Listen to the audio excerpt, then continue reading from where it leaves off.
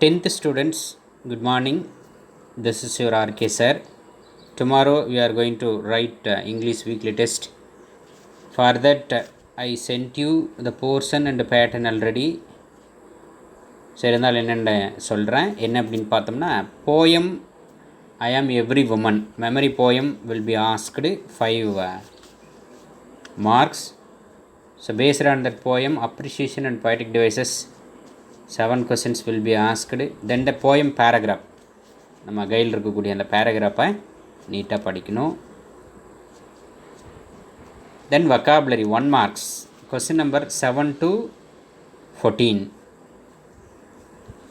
So refer the model question paper, அதில் இருக்கக்கூடிய 8 questions will be asked.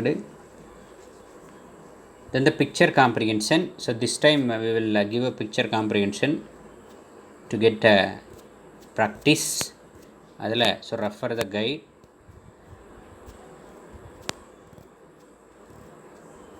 Then summary rating will be asked, 1 question as a 5 mark. And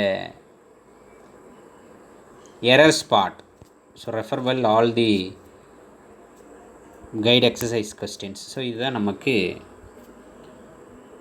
நாளைக்கு எழுதக்கூடிய டெஸ்ட்டுக்கான portion and pattern. It என்ன சொல்லியிருந்தோம், memory poem சொல்லியிருந்தோம். So once again I will revise this memory poem. So look at this, see the page number 84.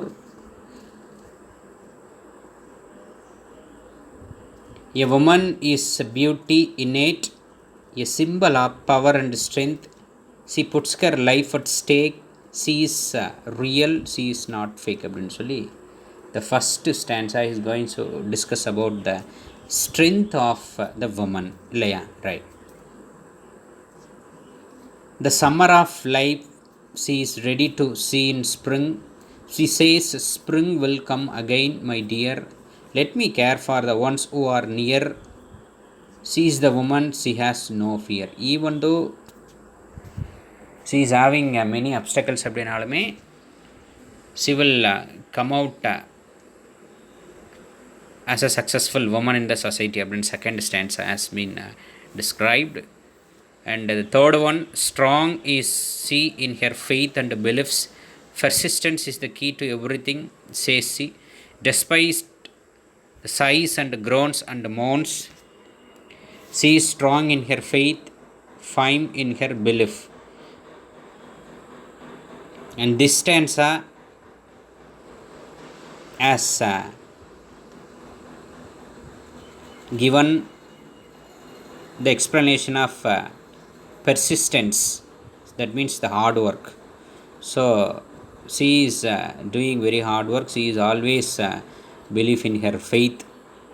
Then next, she is a lioness, don't mess with her, she will not spare you if you are a prankster.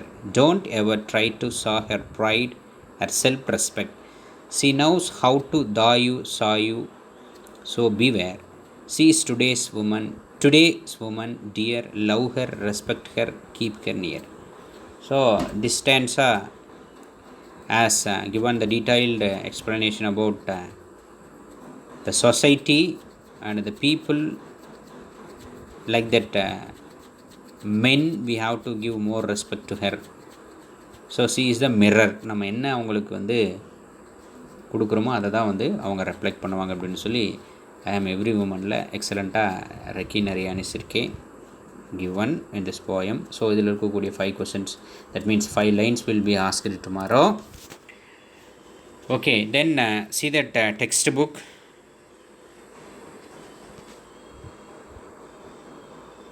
So the questions are read the lines and answer the questions. The first one, the appreciation is given. The summer of life, she is ready to see in spring. She says spring will come again, my dear. Let me care for the ones who are near அப்படின்னு சொல்லி கொடுத்துருக்காங்க. So the first question is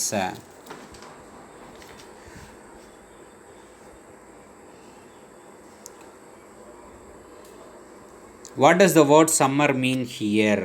so summer அப்படின்ற வார்த்தை இங்கே என்ன mention பண்ணுதுன்னு சொல்லி கொடுத்துருக்குறாங்க. Summer means the difficulty in women's life அப்படின்றது நமக்கு தெரியும், right. B, how does she take life? So she takes life as optimistically, we know the two words optimistic and pessimistic. Optimistic means a person one who sees the only the positive side. Pessimistic is the negative, or the person one who sees in the negative side. அப்படின்றத நேர்மறையான எண்ணங்களை கொண்டவங்க தான் நம்ம optimist அப்படின்னு சொல்லுவோம். Right. See what does she mean by spring will come again? So that spring means a good time. It means good times of life will come again. So கண்டிப்பாக நல்லது வந்து நடக்கும். Spring is the good season, winter is the worst season அப்படின்றத நம்ம already சொல்லியிருக்கிறோம். Right. So winter is the worst season நம்ம எது சொல்கிறோம் அப்படின்னா, so when we mention about the country of England, their winter gives nothing. அதனால தான் வந்து அங்கே இருக்கக்கூடிய கிளைமேட்டை மீன் பண்ணி லிட்ரேச்சர் அந்த மாதிரி சொல்லுவாங்க. சரியா? Right. It is not comparing India. Right.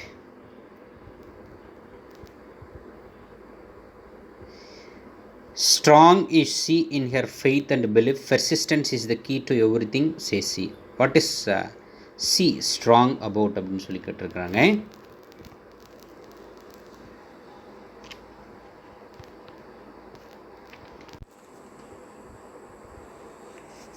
She is the strong in her faith and belief. That is the answer. So what is the answer? Faith and belief.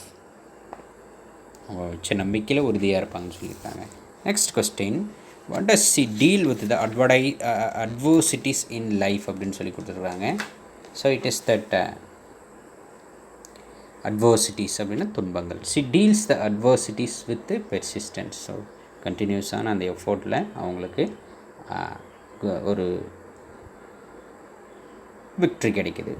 Right. Despite the sighs and groans and moans, she is strong in her faith, firm in her belief. Yeah, is she complaining about the problems of life? No, she is not complaining about the problems of life. So லைஃப்பில் இருக்கக்கூடிய problem சொல்லலை, சொசைட்டியில் எப்படி treat பண்ணணும் ஒரு விமனை அப்படின்றது தான் அவங்க பொதுவாக சொல்லியிருக்காங்க. Pick out the words that shows her grit. So what is that grit? It means strong and firm, ரொம்ப உறுதிமிக்க அப்படின்ற சொல்லி. Don't ever try to saw her pride, self-respect. She knows how to saw you, so beware அப்படின்னு சொல்லி கொடுத்துருக்காங்க.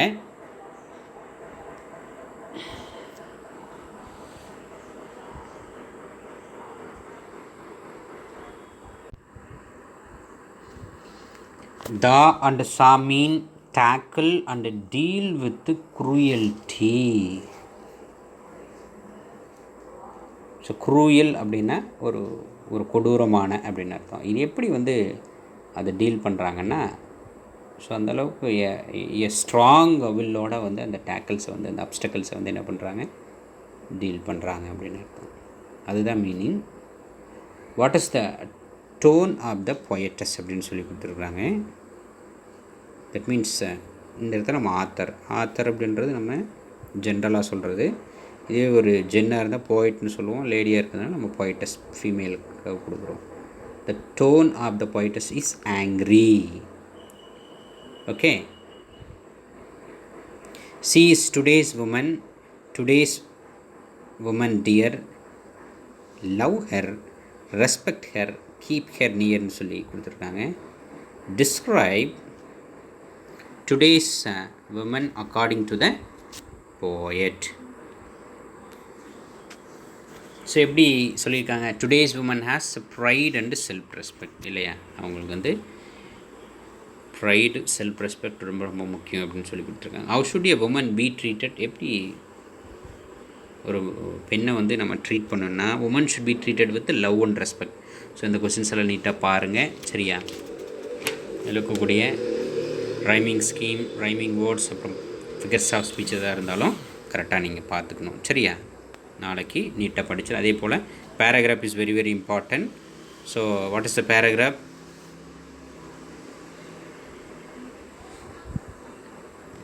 How are today's women portrayed by the poet? Women அப்படின்னு சொல்லி ப்ளூரலில் கொடுத்துருக்காங்க, கரெக்டாக பாருங்கள். Then what qualities have made women powerful? இந்த ரெண்டு கொஸ்டினுக்கும் நம்ம கையில் ஒரே ஒரு ஆன்சர் தான் அப்படின்றது உங்களுக்கு தெரியும். ஸோ அதை நீட்டாக என்ன பண்ணணுன்னா நீங்கள் படித்து எழுதணும்.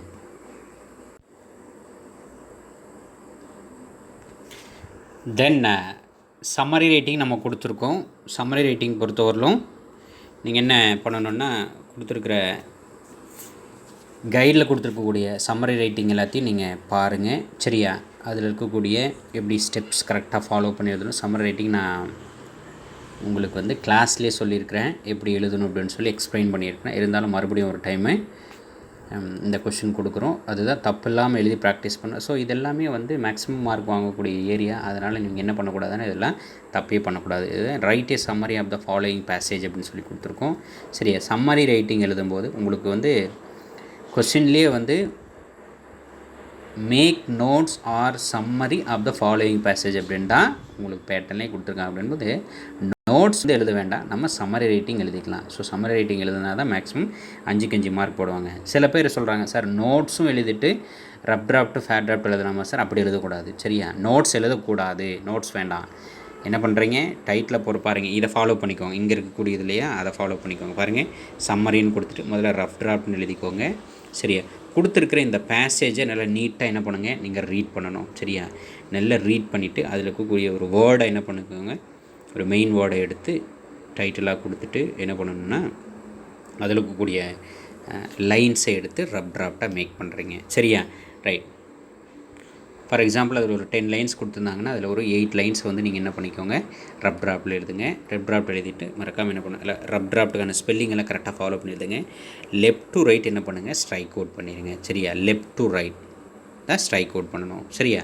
ரைட். அதே போல் ஃபேர் டிராஃப்ட்னு எழுதுங்க. ஃபேர் டிராஃப்ட்னு எழுதி same title will be based here. இங்கேயும் அதே டைட்டில் தான் எழுத போகிறீங்க. அதில் எழுதிட்டு அதில் இருக்கக்கூடிய இப்போ 8 லைன் கொடுத்தீங்கன்னா இதில் ஒரு ஒரு ஒரு 5 to 6 லைன்ஸ் எழுதுங்க. சரியா? ரைட். அதுக்கு ஏற்ற மாதிரி அந்த பாதி ஏற்ற மாதிரி எத்தனை லைன்ஸ் கொடுக்குறாங்களோ ஒவ்வொரு கொஸ்டின்லும் வித்தியாசப்படும். அதுக்கு ஏற்ற மாதிரி நம்ம பாதி எழுதணும். ஸோ அதே போல் கொடுத்துருங்க. இந்த இடத்துல பாருங்கள், எழுதிட்டு ஃபேர் டிராஃப்ட் எழுதிட்டு இந்த இடத்துல கன்க்ளூஷன் அப்படின்னு சொல்லி ஒரு விஷயத்துக்கு ஒரு பண்ணுங்கள். கன்க்ளூஷன் ஸ்பெல்லிங் கரெக்டாக எழுதுங்க. என்னது, வேர்ட்ஸ் இந்த பேசேஜில் எத்தனை வேர்ட்ஸ் கொடுத்துதாங்க, வேர்ட்ஸ் இன் மை சம்மரி, உன்னுடைய சம்மரியில் நான் எழுதியிருக்கேன். டைட்டில் அப்படின்னு எழுதி பேங்க் ஜாப்ஸ் அப்படின்னு இங்கேயும் எழுதிடுங்க. ஸோ இதுதான் வந்து இதை எழுதி இந்த கன்க்ளூஷன் மட்டும் அழகாக என்ன பண்ணிங்க, ஒரு பாக்ஸ் போட்டுருங்க. இதெல்லாம் எதுக்காகனா ப்ரெசன்டேஷனுக்காக தான். அப்புறம் கைடில் இல்லை இருந்தாலும் நம்ம எக்ஸ்ட்ரா சொல்லும்போது அது கரெக்டாக என்ன பண்ணணும், நீங்கள் டெஸ்ட்டில் எக்ஸிக்யூட் பண்ணணும். சரியா? ஸோ சம்மரி ரைட்டிங் நாளைக்கு வரும், அதையும் கரெக்டாக ஃபாலோ பண்ணி எழுதுங்க. சரியா?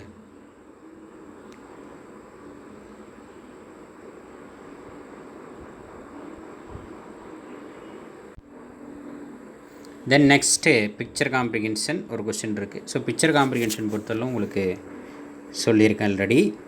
பிக்சர் காம்ப்ரிஹென்ஷன் முதல்ல பிக்சரை நல்லா பாருங்கள். அப்சர்வ் த பிக்சரை பார்த்து தான் அதுக்கான டைட்டிலை செலக்ட் பண்ணி எழுதிங்க. முதல்ல டைட்டில் கொடுக்கணும். ஸோ ஒரு 5 to 7 சென்டென்சஸ் எழுதணும், அதுதான் முக்கியம். சரியா? சிம்பிள் சென்டென்ஸை யூஸ் பண்ணி வேர்ட்ஸ் எல்லாத்தையும் ரொம்ப ஆர்டினரி வேர்ட்ஸ் யூஸ் பண்ணி சென்டென்ஸ் வந்து எஃபெக்டிவாக இருக்கணும். ஃபார் எக்ஸாம்பிள் நவுன் எதில் இருக்குது அதுக்கேற்ற மாதிரி வேர்பை மாற்றிக்கணும். கரெக்டான words, right words for the right places use பண்ணி எரர் இல்லாமல் கிராமட்டிக்கல் மிஸ்டேக் இல்லாமல் என்ன பண்ணணும், எழுதணும். சரி? அதுக்கான சில ஜென்ரல் ஸ்ட்ரக்சர்ஸ் கொடுத்துருக்காங்க பாருங்க. திஸ் பிக்சர் இஸ் அபவுட், எதை பற்றி சொல்லுதோ அதை எழுதணும். The picture contains many ideas, என்ன ஐடியா சொல்லுதோ அதில் ஒரு ஐடியாவை நீங்கள் எழுதலாம். I like this picture, it is meaningful, it is very natural அப்படின்னு சொல்கிறாங்க. ஸோ இதில் நீங்கள் ஏதாவது ஒரு எழுதலாம். 3 எழுத வேண்டியதில்லை. ஏன்னா இதுவே 3 எழுதிட்டீங்கன்னா மீதி இருக்குது பிக்சரில் இருக்கக்கூடிய பாயிண்ட்ஸ் எழுதும்போது நிறைய பாயிண்ட்ஸ். ஸோ 5 to 7 அப்படின்றது தான் இதுக்குள்ளார தான் நீங்கள் எழுதணும். சரியா? ஸோ ஐசி என்னென்ன ஆப்ஜெக்ட்ஸ் பார்க்குறேன் அதுக்கேற்ற மாதிரி அதை நீட்டாக எழுதிக்கலாம். கேப்ஸ் எல்லாம் கரெக்டாக போட்டு எழுதணும். ஸோ இதுக்கு ஃபார் எக்ஸாம்பிள் சில வேர்ட்ஸ் எல்லாம் கொடுத்துருக்காங்க. Boy, woman, vehicle, house, rain, people, migration, man, flower, animal, pollution, fire and some birds, natural calamity, இதெல்லாம் கொடுத்துருக்குறாங்க. கரெக்டாக நம்ம என்ன பிக்சர் கொடுக்குறோமோ அதுக்கு நாளைக்கு கொஸ்டின் பேப்பரில் வரும். அதுக்கு ஏற்ற மாதிரி நீங்கள் நீட்டாக ஃபாலோ பண்ணி எழுதுங்க. சரியா? ஸோ டெஸ்ட்டுக்கு நல்லா படிங்க, ரிவைஸ் பண்ணுங்கள். தேங்க்யூ. டவுட் எதாக இருந்தால் கால் பண்ணுங்கள். Thank you. We will meet in the next video.